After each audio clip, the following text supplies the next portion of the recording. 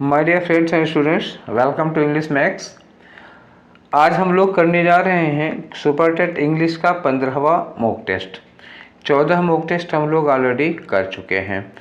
आज mock test के level में थोड़ा सा डिफरेंस मैंने जानबूझकर कर दिया है। इसके पहले जो 14 मॉक हमने दिए थे उसमें किसी में हमने वोकैब के, सिनोनियम, एंटोनियम के क्वेश्चन नहीं पूछे थे और अरेंजमेंट का क्वेश्चन नहीं पूछा था। अब थोड़ा सा चेंज ला रहे हैं, बीच बीच में किसी में हम मॉक टेस्ट में सिनोनियम, एंटोनियम और एक आध वन वर्ड का अब रखा करेंगे क्वेश्चन। ठीक है, तो 10 में से एक क्वेश्चन वोकैब का रखा करेंगे। और चूँकि अभी जो 2022 में आप लोगों का टेट का एग्ज़ाम हुआ था उसमें अरेंजमेंट का एक क्वेश्चन आया था, PQRS सेंटेंस अरेंजमेंट का, इसलिए मुझे आशंका है कि हो सकता है सुपर टेट में इस तरह का कोई क्वेश्चन दे दें। इसलिए मैं बीच बीच में कभी कभी एक एक अरेंजमेंट का क्वेश्चन दिया करूँगा। ठीक है, तो चलिए शुरू करते हैं हम लोग आज का अपना प्रैक्टिस सेट मॉक नंबर 15। और मॉक नंबर 15 का ये जो पहला क्वेश्चन आप देख रहे हैं वो वोकैब का ही क्वेश्चन है। देखिए, जो स्टेटमेंट लिखा हुआ है इसमें कहा है कि give the antonym of the following word, और जो वर्ड है वर्ड लगा हुआ है पॉजिटिव। लेकिन क्वेश्चन ये पूछा गया है कि the sense, in the sense as used in the sentence, sentence में वो वर्ड जिस सेंस में यूज किया गया है उसी सेंस में आप उसका आंसर देंगे। ठीक है, तो देखते हैं कि ये सेंटेंस, इसमें इस सेंटेंस में ये पॉजिटिव वर्ड किस सेंस में यूज किया गया है। चलिए पढ़ के देखते हैं। लिखा है the paucity of good teachers is the chief reason for the present condition of these schools. कह रहे हैं कि अच्छे टीचर्स की पॉसिटी, ठीक है ना, देखिएगा, गुड टीचर्स की पॉसिटी इन स्कूलों की जो प्रेजेंट कंडीशन है उसका मेन कारण है। पॉसिटी का मतलब यहाँ क्या सेंस आ रहा है, यहाँ इस पॉसिटी का जो सेंस आ रहा है वो है अभाव का, लैक का, कमी का। ठीक है ना, ये क्या सेंस आ रहा है, लैक या कमी, डर्थ, डेफिशिएंसी, ये सेंस आता है इसमें। ठीक है, तो कमी के लिए जो हम लोग वर्ड यूज करते हैं, देखिए पॉसिटिव के लिए जो वर्ड हम लोग यूज करते हैं वो क्या होता है, लैक हो सकता है, और आप यूज कर सकते हैं डर्थ यूज कर सकते हैं, और आप यूज कर सकते हैं डेफिशिएंसी यूज कर सकते हैं कमी के लिए।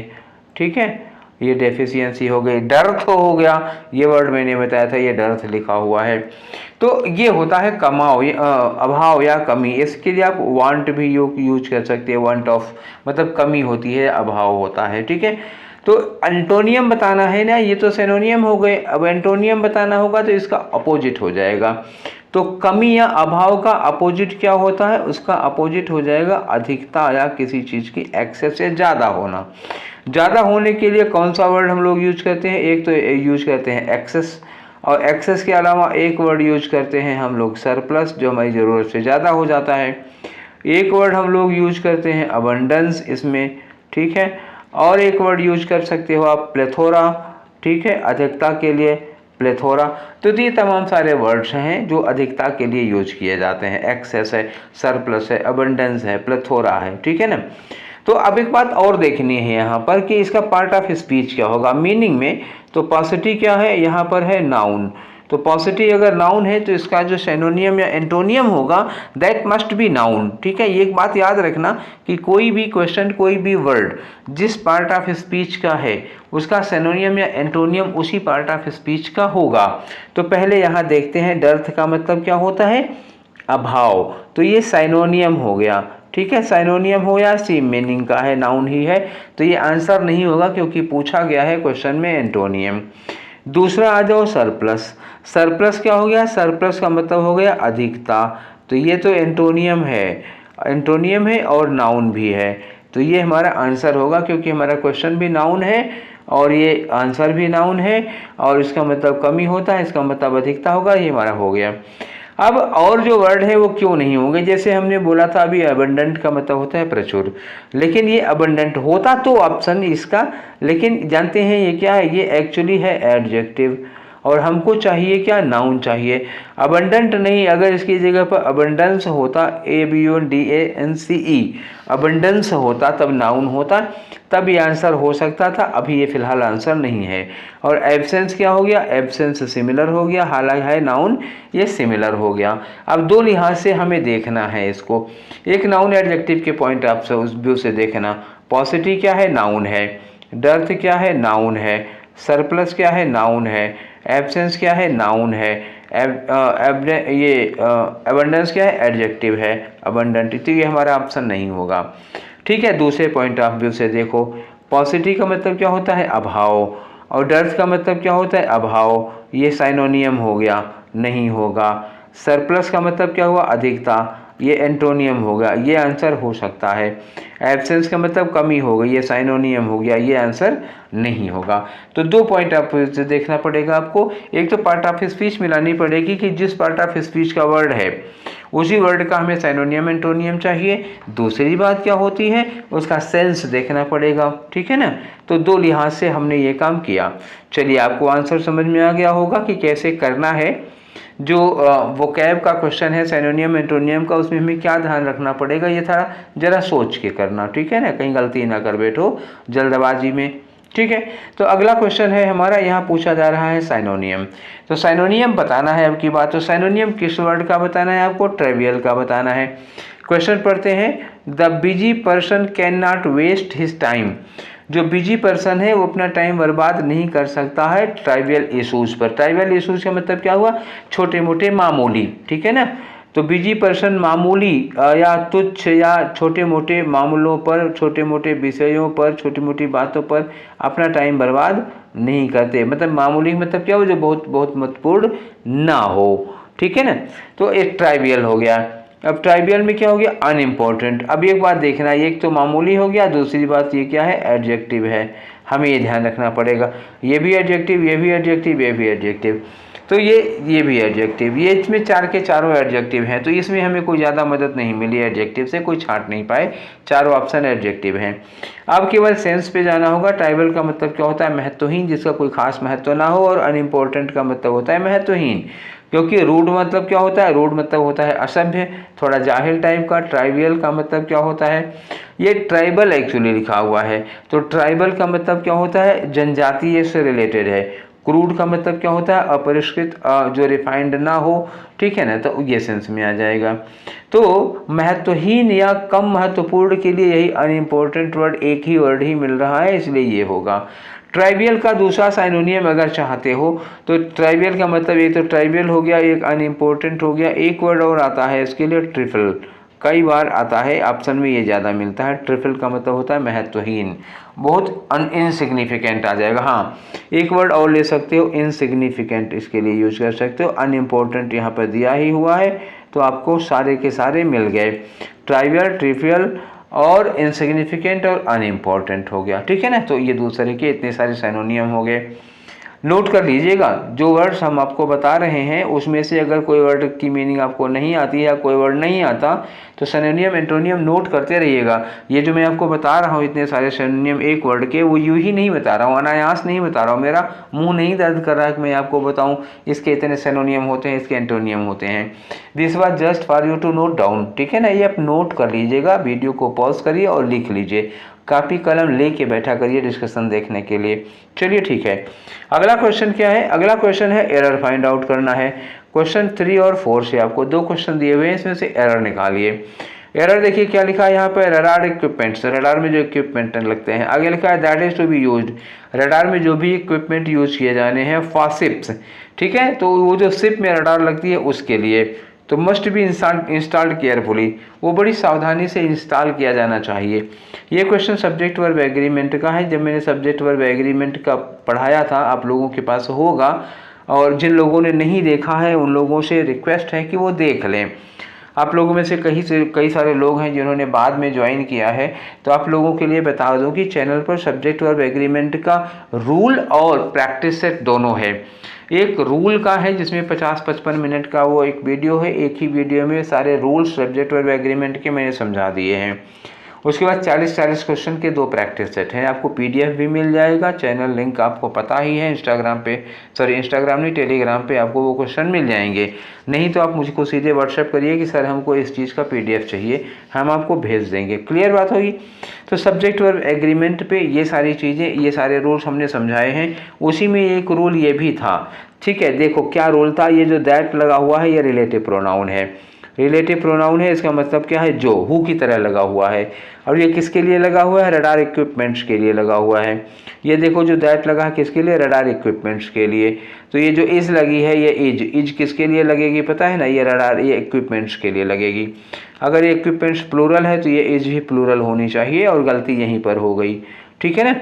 तो ये चूंकि रिलेटिव प्रोनाउन है दैट, इसलिए जो इज है वो किसके लिए, एंटीसीडेंट के अकॉर्डिंग लगेगी। एंटीसीडेंट इक्विपमेंट्स है, इक्विपमेंट्स प्लूरल है, इसलिए इज की जगह पे क्या हो जाना चाहिए, आर हो जाना चाहिए। एरर थोड़ी बढ़िया टाइप की दी थी मैंने। तैयार रखिए अपने आप को, क्योंकि इस बार जो सुपरटेट का पेपर होने वाला है वो हल्का फुल्का या हलवा छाप नहीं होगा। जहाँ तक मुझे उम्मीद है कुछ थोड़ा स्टैंडर्ड पहले से ज़्यादा होगा इस बार, ठीक है। 2022 का टेट मत समझिएगा कि सारे क्वेश्चन प्रीवियस ईयर से आ जाएंगे। हाँ, प्रीवियस ईयर से कुछ क्वेश्चन आएंगे ज़रूर, ठीक डायरेक्ट क्वेश्चन नहीं होंगे। तो हो सकता है नाम वाम बदल करके कुछ क्वेश्चन इस तरह के आ जाएं, प्रीवियस ईयर से तो आता ही है। लेकिन ये भी मत समझिएगा कि टेट 2022 की तरह बहुत सारे क्वेश्चन प्रीवियस ईयर से मिल जाए, ये भी मत समझिएगा। लेवल के थोड़ा इंप्रूव करिए, कैंडिडेट बहुत हैं, कंपटीशन बहुत टफ है सुपर टेट में, ठीक है। तो अपने लेवल को इम्प्रूव करते रहिए। तो इसीलिए मैं अपना जो प्रैक्टिस सेट दे रहा हूँ वो धीरे धीरे करके इम्प्रूव करता जा रहा हूँ, so that you may practice very well, ठीक है। वजह यही है। चलो अगला क्वेश्चन देखते हैं। क्वेश्चन नंबर 4 लिखा है, the reason for his failure is because he did not work hard. उसके फेल होने का कारण है कि उसने बहुत ज़्यादा मेहनत नहीं की थी। एक बात तो ये समझ लीजिएगा कि जैसे हम लोग लिखते हैं कॉज का मतलब होता है ना कारण, तो कॉज ऑफ समथिंग होता है, किसी चीज़ का जो कारण होता है ऑफ लगता है। लेकिन जब हम लोग रीज़न यूज करते हैं, ठीक, तो रीज़न के बाद हम लोग फॉर यूज करते हैं, रीज़न फॉर समथिंग और कॉज ऑफ समथिंग। तो यहाँ रीज़न के साथ फॉर लगा हुआ है, इस वाले पोर्शन में कोई गलती नहीं है, ठीक है। अब इस वाले ये वाला पोर्शन एकदम साफ है। तो आ जाओ, हिज फेलियर इज, उसके फेलियर का आगे क्या लिखा है, बिकॉज, ठीक है। अब ये बिकॉज लिखा है, यहाँ पर रीजन लिखा है। उसके फेलियर का कारण है कि, या फिर उसके फेलियर का कारण है क्योंकि। तो देखो रीजन के साथ बिकॉज लगता नहीं है, गलत है। तो रीजन के साथ बिकॉज नहीं लगता तो क्या लगता है, दैट लगता है। ये बात नोट कर लो कहीं पर, रीजन या कॉज के साथ कभी बिकॉज नहीं लगेगा, क्या लगेगा, दैट लगेगा। तो इस वाले में एरर कहाँ हो गई, बी वाले में हो गई। उम्मीद है आपको ये बात समझ में आ गई होगी, नोट कर लीजिएगा। अब अगला क्वेश्चन क्या है, अगला क्वेश्चन है अरेंजमेंट का। भाई देखो ये कह रहे हैं कि रीअरेंज करो क्वेश्चंस को। अब इसमें इन्होंने कहा कि S1 is the first and S6 is the last sentence. इसमें जो S1 है, यानी कौन सा, ये S1 है, ये पहला सेंटेंस होगा, और ये जो S6 है ये लास्ट सेंटेंस होगा। ये बात इन्होंने ऑलरेडी बता दी, पहले ही बता दी है, ठीक है। आ जाओ हम लोग चलते हैं, अब लोग करते हैं अपना क्वेश्चन, ठीक है। तो अभी ऑप्शन के चक्कर में ना पड़िएगा, पहले हम लोग क्वेश्चन करते हैं, ठीक है। मैंने बीचों बीच कर दिया है इसलिए इसको। S1 हमारा कैसा सेंटेंस है, फर्स्ट है, और S6 हमारा क्या है, लास्ट सेंटेंस है। तो ये फिट है। बीच में आपको केवल P, Q, R, S को सेट करना है, कौन पहले आएगा कौन सा बाद में आएगा। चलिए पढ़ के देखते हैं। पहला सेंटेंस क्या है, crude oil obtained from the field. जो फील्ड से क्रूड ऑयल निकाला जाता है, it taken to the refinery for treatment. जब फील्ड से निकाला जाता है, तेल कुएं से निकाला जाता है, तो जो क्रूड ऑयल होता है उसमें गंदगी होती है, वो साफ़ नहीं होता है। उसको फिर रिफाइनरी ले जाया जाता है ट्रीटमेंट के लिए, उसको साफ़ किया जाता है। तो उसमें गैस, पेट्रोल, डीजल, मिट्टी का तेल और मूवी ऑयल, ये सब अलग अलग हो जाते हैं, क्लियर हो जाता है, ठीक है। तो वहाँ साफ़ कर लिया जाता है रिफाइनरी में जा कर के। जब आता है सीधे कुएं से तो वो एक में तो वो कच्चा तेल होता है, ठीक है ना, बात समझ में आई बात। अब इसको ट्रीटमेंट किया जाता है, तो इसका ट्रीटमेंट कैसे होता है, आप लोगों ने क्वेश्चन पढ़ रखा होगा। यहाँ क्वेश्चन मुझे पढ़ाने की ज़रूरत नहीं है, मैंने आप लोगों को PDF दिया था, आपने पढ़ा होगा किस वाले में P में क्या लिखा, Q में क्या लिखा, R में क्या लिखा, S में क्या लिखा है। पढ़ तो आपने रखा ही होगा। तो एक बात इसमें S1 में ये कही गई है शुरू में कि क्रूड ऑयल जब फील्ड से निकाला जाता है तो अशुद्ध रहता है, उसको रिफाइनरी में ले जाकर के शुद्ध किया जाता है। अब ये शुद्ध कैसे किया जाता है ये हमें पता करना है। इसमें पूरा का पूरा प्रोसीजर दिया होगा कि उसको रिफाइन कैसे किया जाता है। आगे इन्होंने कहा कि the gas that comes of later, gas जो है वो बाद में बाहर आती है, इज कंडेंस्ड इनटू पैराफिन, इसको पैराफिन में कंडेंस कर लिया जाता है। दिस अलाउज सब्सटेंस, दिस किसके लिए लिखा है, कोई प्रोसीजर है। This allows substance with different boiling points to be separated, इससे डिफरेंट बॉइलिंग पॉइंट्स के जो मटेरियल होते हैं वो सेपरेट हो जाते हैं, अलग अलग हो जाते हैं। ठीक है, आर में लिखा है the first vapours to rise, ठीक है, the first vapours to rise when cooled provide the finest petrol. उसके बाद ये सबसे बढ़िया जो सबसे पहले वेपर हो जाता है, उसके बाद जब उसको कूल किया जाता है तो सबसे बढ़िया पेट्रोल बनता है वो वाला।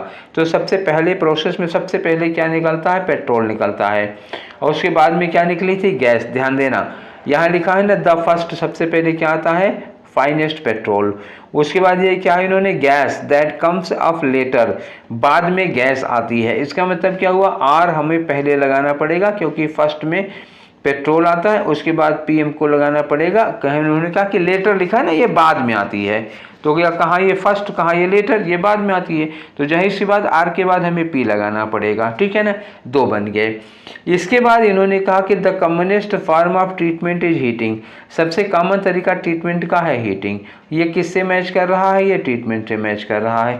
यानी S1 के बाद क्या लगाना चाहिए था हमें, S1 के बाद हमारा जो सेंटेंस आ रहा है वो आ रहा है S आ रहा है। ठीक है, S1 पहला हो ही गया, उसके बाद हमें S लगाना पड़ेगा। S के बाद देखो हमारा ये सेंटेंस जो लिखा है ना दिस अलाउज, ये कहाँ लगाना चाहिए, ये इसकी वजह से ये होता है कि डिफरेंट बॉइलिंग पॉइंट वाले सब्सटेंस अलग अलग हो जाते हैं। तो किसकी वजह से होते हैं, गर्म करने की वजह से होते हैं। तो Q जो है वो कहाँ लग गया, S के बाद ही लग गया।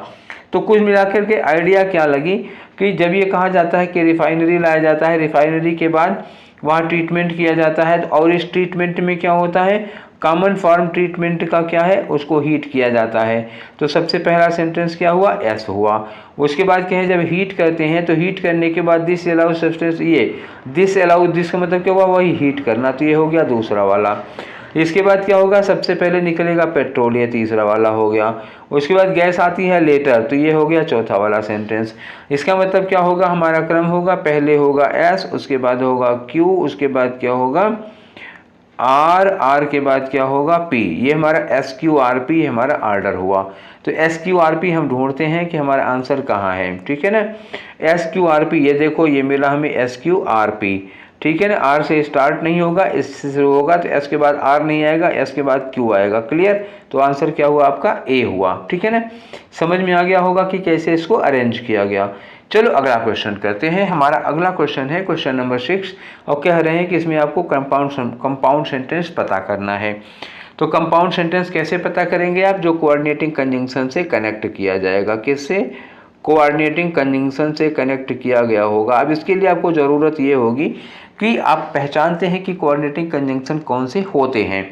अगर आप कोऑर्डिनेटिंग कंजंक्शन नहीं पहचान पाएंगे तो आप कोऑर्डिनेट क्लास नहीं पहचान पाएंगे, और कोऑर्डिनेट क्लास नहीं पहचान पाएंगे तो आप कंपाउंड सेंटेंस नहीं पहचान पाएंगे। तो इसको पहचानने के पहले आप उन सारे कंजंक्शंस को नोट कर डालिए, देख डालिए, पढ़ डालिए। पढ़ने के बाद उसको नोट जरूर करिएगा कि कौन कौन से कंजंक्शन है जिन्हें हम कोऑर्डिनेटिंग कंजंक्शन कहते हैं। तो कुछ कोऑर्डिनेटिंग कंजंक्शन होते हैं, जैसे एंड होता है तो एंड कोऑर्डिनेटिंग कंजंक्शन होता है। Not only but also coordinating conjunction होता है। बट क्या होता है, कोऑर्डिनेटिंग कंजंक्शन होता है। येट क्या होता है, कोऑर्डिनेटिंग कंजंक्शन होता है। सो क्या होता है, कोऑर्डिनेटिंग कंजंक्शन होता है। देयरफॉर क्या होता है, कोऑर्डिनेटिंग कंजंक्शन होता है। ये कुछ हमने आप लोगों को बता दिए। ठीक है, देखिए इसी में से कोई ना कोई मिल जाएगा आपको। तो एंड देखिए यहाँ लिखा है to add their troubles, to add ये इन्फिनेटिव हो गया, और तो ये कैसा हो गया, सिंपल सेंटेंस हो गया।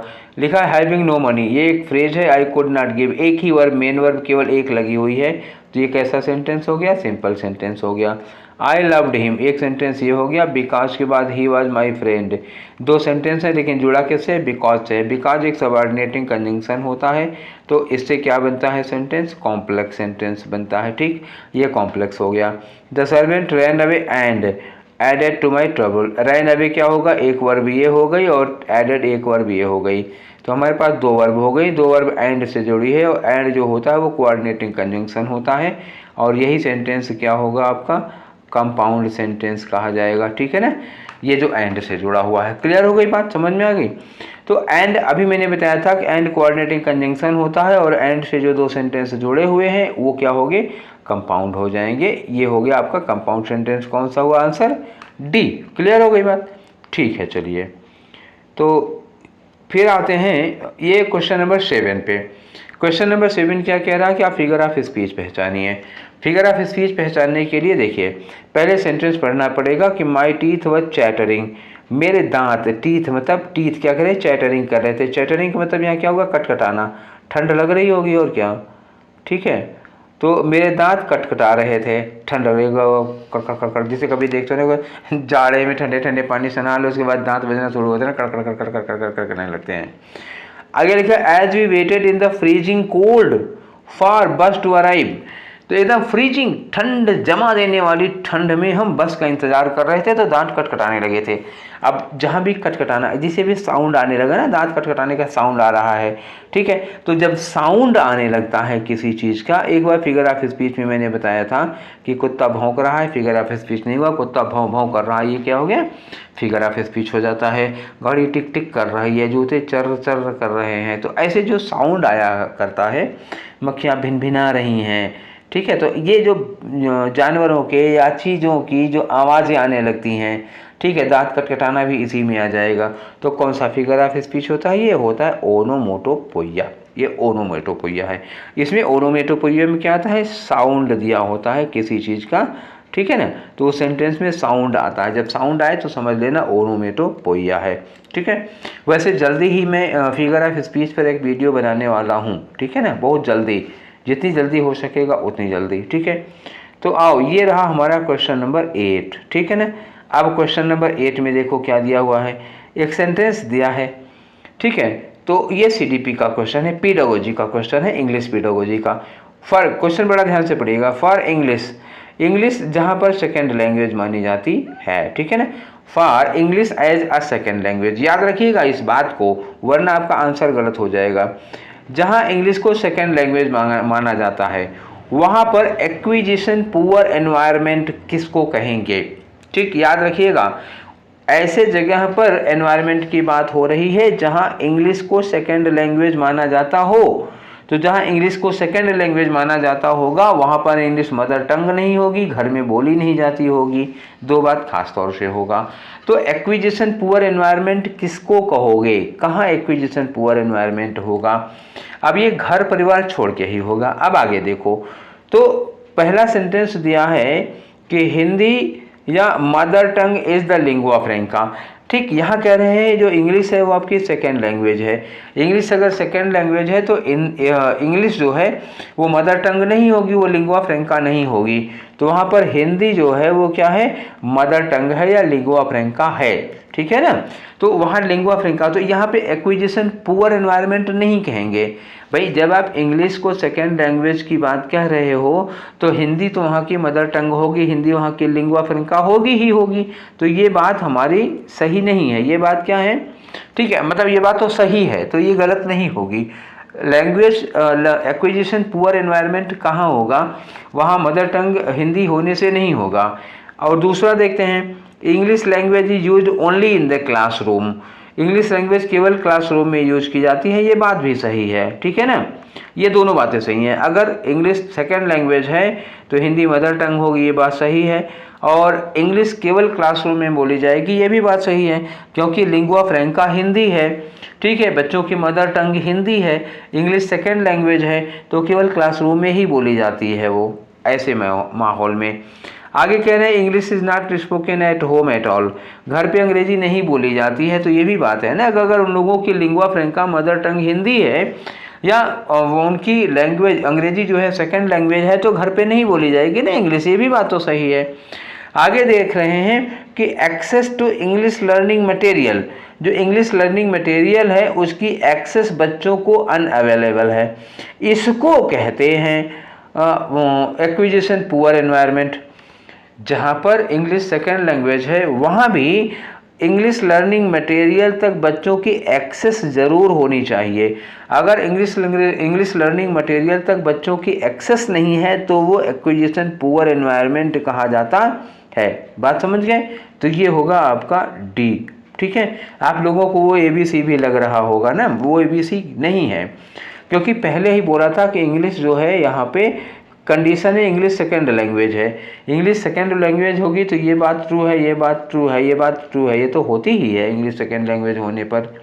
ठीक, इंग्लिश सेकेंड लैंग्वेज होगी तो इंग्लिश केवल क्लासरूम में बोली जाएगी, घर पर नहीं बोली जाएगी और लैंग्वा फ्रैंका नहीं होगी, तभी तो इंग्लिश सेकेंड लैंग्वेज होगी।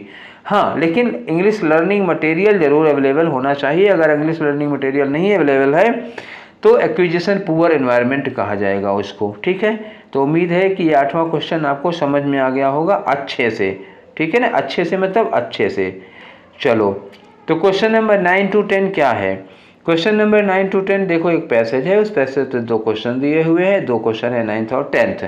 ठीक है, तो पहले हम लोग क्वेश्चन पढ़ लेते हैं, उसके बाद आते हैं यहाँ पर। जैसा कि मैं पहले ही आपको बताया था कि ये किया कैसे जाता है। तो सबसे पहला क्वेश्चन है कि the writer believes that. Writer believes that का मतलब ये क्वेश्चन क्या हुआ? ये इनडायरेक्ट क्वेश्चन हुआ। इस पूरे पैसेज में राइटर का क्या मानना है? अब राइटर का क्या मानना है ये पता नहीं किस लाइन से उठा के दे दिया उन्होंने। ठीक है, तो ये पूरा का पूरा पैसेज कवर करेगा, ये बिना पढ़े हम यहाँ पे नहीं आ सकते हैं, पहले पढ़ना पड़ेगा। उसके बाद ये वाला क्वेश्चन देख लो, कह रहे हैं कि डॉगमेटिक स्टेटमेंट क्या होता है? अडॉगमेटिक स्टेटमेंट किसे कहते हैं? ठीक है ना, तो चलो देख लेते हैं अडॉगमेटिक स्टेटमेंट क्या होता है। अब वहाँ रेफरेंस जब हम लोग देखेंगे तभी समझ में आएगा कि ये डॉगमेटिक स्टेटमेंट क्या होता है। तो पैसेज पढ़ लो पहले, सबसे पहले तो ये आ जाते हैं, हम लोग यहाँ से शुरू करते हैं पैसेज पढ़ना। ठीक है, लिखा है कि to avoid various foolish opinions, वह तमाम फूलिश ओपिनियन से बचने के लिए, to which mankind is prone, आदमी तमाम तरह की वेरियस ओपिनियंस का शिकार होता है, प्रोन होता है। तो इससे बचने के लिए, मतलब अलग टाइप की फूलिश ओपिनियंस, ये है ना, फूलिश ओपिनियन से बचने के लिए no super human brain is required, उसके लिए किसी सुपर ह्यूमन ब्रेन की ज़रूरत नहीं है। इसी आप अपने सामान्य से दिमाग में, सामान्य से मस्तिष्क के साथ आप उस फूलिश मिस्टेक से या फूलिश ओपिनियन से बच सकते हैं। ज़रूरत क्या होगा? A few rules will keep you. ठीक है ना, कुछ रूल्स ऐसे हैं जो आपको कीप करेंगे। ठीक है, not from all errors but from silly errors, मतलब समझ में आ गए? कुछ रूल्स हैं जो आपको सारी एरर्स से तो नहीं, लेकिन कुछ सिली एरर्स से आपको बचा लेंगे। ठीक, उन नियमों का पालन करिए। If the matter is one that can be settled by observation, अगर मामला ऐसा है कि वो ऑब्जर्वेशन से सेटल हो सकता है, जैसे कोई बात कही गई आप जाके देख सकते हैं, जैसे किसी ने कहा कि चौराहे पे एक्सीडेंट हो गया तो फिर हम जाके देख सकते हैं। ठीक है ना, तो जिसको आप देख करके ऑब्जर्व करके समझ सकते हैं, वो उस मैटर में कन्फ्यूजन पड़ने की कोई ज़रूरत नहीं है, वो तो आप जाके ऑब्जर्व कर लीजिए, देख लीजिए। तो ऐसे में क्या करना होगा कि मेक द ऑब्जर्वेशन योरसेल्फ, तो जाके खुद ऑब्जर्वेशन कर लीजिए, भी बात क्लियर हो जाएगी। अच्छा, इन्होंने कहा कि हमारे बहुत बड़े विद्वान एरिस्टोटल महोदय ने ऐसी गलती की थी। ठीक है ना, कैसी गलती की थी? उन्होंने किसी कही हुई बात पर विश्वास कर लिया था और उन्होंने ऑब्जर्व नहीं किया था। उसी पर कह रहे हैं कि Aristotle could have avoided the mistake. अब अरिस्टोटल उस गलती को करने से बच सकते थे, कुड हैव लिखा है ना, कुड हैव मतलब बच सकते थे, किससे? उस मिस्टेक से, ऑफ थिंकिंग दैट, ये सोचकर उन्होंने गलती की थी कि women have fewer teeth than men. Aristotle का ये मानना था कि औरतों के पास पुरुषों की अपेक्षा कम दांत होते हैं, और ये उनकी धारणा गलत थी। और इस धारणा से, इस मिस्टेक, ये सोचने की मिस्टेक से वो बच सकते थे, सिर्फ एक उपाय कर लेते, बाय सिंपल डिवाइस, एक बहुत साधारण सा उपाय था। आस्किंग मिसेज एरिस्टोटल, अगर वो अपनी वाइफ से, मिसेज एरिस्टोटल से ये कहे होते कि keep her mouth open while he counted, अपना मुंह खोलो जरा मैं तुम्हारे दांत गिन लेता हूँ। तो जब अरिस्टोटल को किसी ने बात बताई, कहीं से पारंपरिक बात सदियों से चली आ रही, कोई बनगढ़ंत कहानी थी, कोई इस तरह की कहावत थी कि औरतों के दांत पुरुषों से कम होते हैं। ठीक है। तो अरस्तु ने ये बात सुनी, एरिस्टोटल ने, तो वो इस गलत धारणा को अपने दिमाग में रखने से बच सकते थे सिर्फ इतना करके कि वो मिसेज एरिस्टोटल से कहते कि जरा अपना मुंह खोलो, मैं हाथ गिन रहा हूँ। तो बस इतना कर लेते तो वो इस तरह की एक गलत कंसेप्शन से बच सकते थे, पर उन्होंने नहीं किया, उन्होंने ऑब्जर्वेशन नहीं किया और उनके मन में ये गलत धारणा बैठी रही। अब राइटर यहाँ पे एक बहुत इंपॉर्टेंट बात कर रहा है, ये आप सब लोगों के लिए लागू होता है, हमारे लिए, हमारे मतलब दुनिया में हर इंसान के लिए। इन्होंने कहा कि थिंकिंग दैट यू नो, ये सोचना कि मुझे सब कुछ पता है, when in fact you do not know, मतलब इनफैक्ट आप जानते नहीं हैं फिर भी ये सोचना कि मुझे सब कुछ पता है, is a bad mistake to which we all are prone. हम सब इस मिस्टेक के पीड़ित हैं, हम सब इस मिस्टेक को किया करते हैं कि जानते नहीं हैं फिर भी हमको ये लगता है कि हम जानते हैं सब कुछ, और ये एक बहुत बड़ी गलती है राइटर के विचार से, ठीक है ना। आगे देखो क्या कह रहे हैं, आई बिलीव माई सेल्फ, मुझे खुद के बारे में ये विश्वास है कि हेजहॉग ईट ब्लैक बीटल्स, हेजहॉग एक कीड़ा मकोड़ा होता है, वो ब्लैक बीटल्स को खा जाता है। ऐसा राइटर कह रहा है कि मुझे ऐसा लगता है, मैं बिलीव करता हूँ कि हेजहॉग बीटल्स को खा लेते हैं, लेकिन आई हैव टोल्ड, हुआ क्या कि because I have told that they do, मुझे किसी ने बताया है कि ऐसा करते हैं beetle. But if I were writing a book, पर अगर मुझे किताब लिखनी होती तो on the habit of hedgehogs, अगर मुझे हेजहॉग्स की हैबिट पर कोई किताब लिखनी होती तो मैं क्या करता कि I should not commit my self, तो मैं अपने आप को तब तक इस बात के लिए राजी ना करता until I had seen one enjoying the night, जब तक मैं किसी हेजहॉग को बीटल को खाते हुए ना देखता तब तक मैं किताब में तो बिल्कुल ना लिखता। ठीक है, लोगों ने कहा मानता वो अलग बात है, लेकिन किताब लिखना होता तो मैं इस बात को ऑब्जर्व करके तब जाके लिखता, बिना प्रूफ के ना लिखता। आगे कह रहे हैं कि Aristotle however was less cautious, और इस मामले में एरिस्टोटल क्या थे, वो सतर्क कम थे। सतर्क कम थे क्यों, उन्होंने ये मान लिया था कि औरतों के दांत पुरुषों से कम होते हैं, जबकि अपनी वाइफ के दांत गिन के देख सकते थे चाहते तो, प्रूफ हो जाता। तो इसका मतलब हुआ कि एरिस्टोटल इस मामले में बहुत कम सतर्क थे। Ancient and medieval writers knew all about unicorn, ancient और मिडिवल राइटर्स जो थे वो यूनिकॉर्न, एक सिंग वाला घोड़ा है कहते हैं उसको, एक पौराणिक कथा है, वो हकीकत में होता नहीं है, तो वो सब लोग यूनिकॉर्न और सलमेंडर्स के बारे में सब के सब जानते थे, लेकिन not one of them thought, एक ने भी ये नहीं सोचा कि जरूरी कि टू अवॉइड डॉगमेटिक स्टेटमेंट, ये डॉगमेटिक स्टेटमेंट हम अवॉइड करें, इस डॉगमेटिक स्टेटमेंट से बचें। सब लोग ये मानते थे यूनिकॉर्न के बारे में, सलमेंडर के बारे में, लेकिन किसी ने ये नहीं सोचा कि इस तरह का बकवास डॉगमेटिक स्टेटमेंट से हमें बचना चाहिए। तो ये डॉगमेटिक स्टेटमेंट क्वेश्चन में भी आया था, यहाँ भी आ गया। डॉगमेटिक स्टेटमेंट क्या है, वो सुनी सुनाई बातें जो सदियों से चली आ रही हैं, किसी ने भी उससे बचने की कोशिश नहीं की, ठीक है ना। About them because he had never seen one of them, क्यों नहीं लोगों ने किया, क्योंकि किसी ने कभी कोई यूनिकॉर्न या फिर सैलमेंडर देखा नहीं था, फिर भी लोग मानते नहीं थे, ठीक है। किसी ने ये नहीं सोचा कि चलो इस तरह के डॉगमेटिक स्टेटमेंट से दूर रहें। अब आ जाओ क्वेश्चन देखो, पहला क्वेश्चन क्या है, राइटर बिलीव्स दैट, अब तो पूरा पैसेज को देख करके करना पड़ेगा। राइटर का क्या मानना है, क्या बिलीव है, कह रहे हैं कि most people could avoid making foolish mistakes, अधिकांश लोग कुड बच सकते हैं, मतलब मोस्ट पीपल कुड अवॉइड, बहुत ज़्यादा से ज़्यादा लोग अवॉइड कर सकते हैं making foolish mistakes if they were clever, अगर वो क्लेवर हो। तो यहाँ क्लेवर की बात नहीं आई थी, बात गलत है, ऑब्जर्व करने की बात आई थी, क्लेवर की नहीं आई थी, तो ए वाली बात गलत हो गई, मतलब आ ही नहीं सकती, इस निष्कर्ष पर नहीं जा सकते। आगे कह रहे हैं कि थ्रू ऑब्जर्वेशन के जरिए we could avoid making many mistakes, बहुत सारी गलतियां करने से हम बच सकते हैं, किसे, अगर हम ऑब्जर्वेशन करें तो। ये बात तो कही गई है, यही तो इन्होंने कहा है। आगे लिखा है कि Aristotle made many mistakes because he was not observant, Aristotle ने बहुत सारी गलतियां क्योंकि वो ऑब्जर्वेंट नहीं थे। देखो इसमें अरिस्टोटल ने गलती की तो थी, लेकिन मेनी नहीं की थी। ये जो मेनी लिख दिया है वो मेनी, अरिस्टोटल की बहुत सारी गलतियों के बारे में हमें नहीं पता है, हमें यहाँ केवल अरिस्टोटल की एक ही गलती के बारे में पता है कि उनको ये लगता था, वो ये मानते थे कि औरतों के दांत पुरुषों की अपेक्षा कम होते हैं, जबकि वो अपनी बीवी के दांत गिनकर जान सकते थे। तो इसमें केवल एक मिस्टेक के बारे में बताया गया है, मेनी मिस्टेक्स के बारे में नहीं कहा गया है, तो ये मेनी गलत हो गया यहाँ पर, ठीक है, तो बी नहीं हो सकता है। तीसरा, all errors are caused by our own error of thinking, सारी की सारी गलतियां हमारे एक थिंकिंग एरर ऑफ थिंकिंग की वजह से होती हैं, ये बात नहीं है। उन्होंने ये नहीं कहा था कि सारी गलतियां थिंकिंग एरर से होती हैं, कहा था कुछ गलतियां हमारी थिंकिंग एरर की वजह से होती हैं। तो इस तरह से हमारा जो आंसर हुआ वो बी हुआ, क्योंकि यही बी वाली बात पूरी की पूरी पैसेज के अकॉर्डिंग है। पैसेज में यही वाली बात कही गई है, और जो बातें ये वाली बात वो पूर्ण सत्य नहीं है, ये वाली बात भी पूरी सत्य पैसेज पर नहीं, ये वाली बात भी पैसेज पर पूरी सत्य नहीं है। इस तरह की बात हुई है, लेकिन ये वाली बात नहीं हुई है। तो याद रखिएगा, इनडायरेक्ट क्वेश्चन में मिलती जुलती बात ही पूछते हैं। बात समझ में आया? ठीक है, अब आ जाओ, डॉगमेटिक स्टेटमेंट किसको कहा था इन्होंने?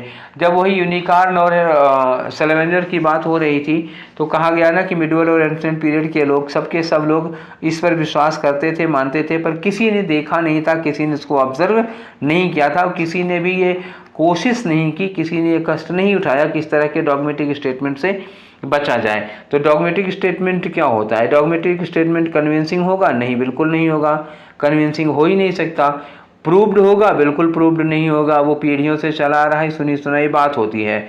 अनक्वेश्चनेबल, अनक्वेश्चनेबल का मतलब जिस पे सवाल नहीं खड़ा किया जा सकता, तो अनक्वेश्चनेबल का मतलब ट्रू होता है, जो ट्रू है वो अनक्वेश्चनेबल, जैसे सूरज पूरब से निकलता है, this is an unquestionable statement, तो ये भी नहीं होगा।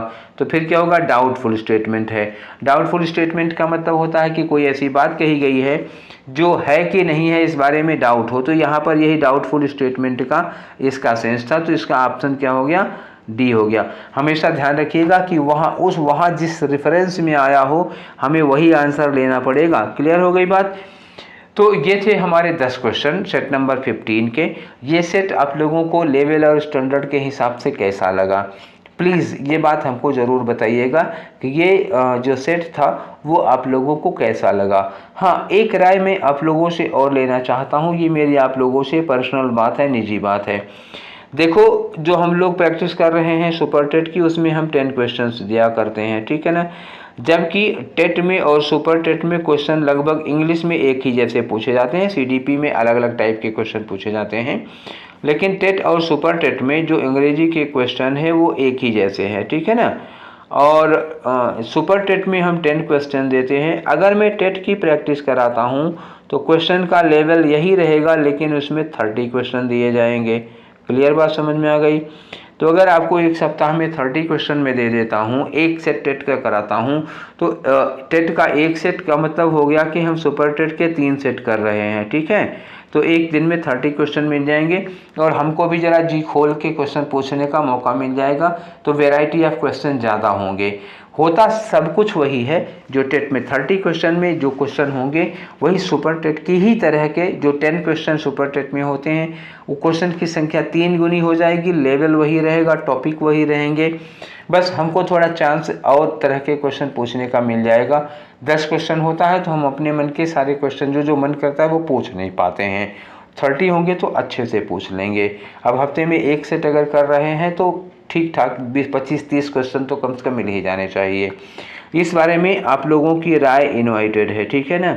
मैं 10 क्वेश्चन तो करा ही रहा हूँ, अगर आप लोग इस बात से सहमत हैं कि हम टेट की प्रैक्टिस करवाएं, ठीक है, तो टेट की प्रैक्टिस करवाते हैं तो लेवल तो सुपर टेट का ही होगा। वो इंग्लिश वाले मामले में फ़िलहाल वो सुपर टेट का ही लेवल होगा, और आपको 10 के बजाय 30 क्वेश्चन मिला करेंगे, ठीक है। तो let me know about your opinion, ठीक है। I am waiting for, otherwise I will not start this segment, ठीक है। तो फिर मिलेंगे हम लोग नेक्स्ट सेशन में, और अगर आप लोग एडवाइस दे देते हैं तो अगला सेगमेंट जो होगा वो 30 क्वेश्चन का होगा, ठीक है। तो फिर अगली मुलाकात में शेष बातें करेंगे। Till then take care, thank you.